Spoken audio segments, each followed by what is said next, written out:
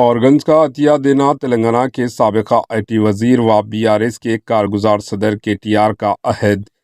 इंसानी ऑर्गन्स के अतिये को फ़रोग देना अहम इक़दाम के तहत बीआरएस के कारगुजार सदर और तेलंगाना के साबिका वजीर केटीआर ने असम्बली में ऐलान किया कि वह अपने ऑर्गन्स का अतिया करने तैयार है। ये ऐलान इन्होंने असम्बली में ऑर्गन्स के अतिया से मुताल्लिक़ बिल पर बहस के दौरान किया, जहां इन्होंने अवामी नुमाइंदों पर जोर दिया कि वो इस मामले में रहनुमाई करें। केटीआर ने कहा, हम लाखों अफराद की नुमाइंदगी करते हैं और हमारा फ़र्ज़ है कि हम एक मिसाल कायम करें। हमें अपने हलक़ों में ऑर्गन्स के अतिये के बारे में अवेयरनेस पैदा करना होगा।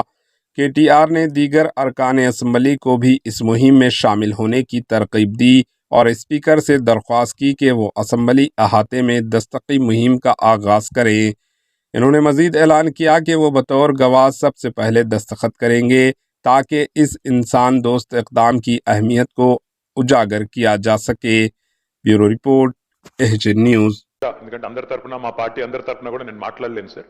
కానీ ఒక వ్యక్తిగా నా ప్రతిపాదన ఏంటంటే I will come forward sir.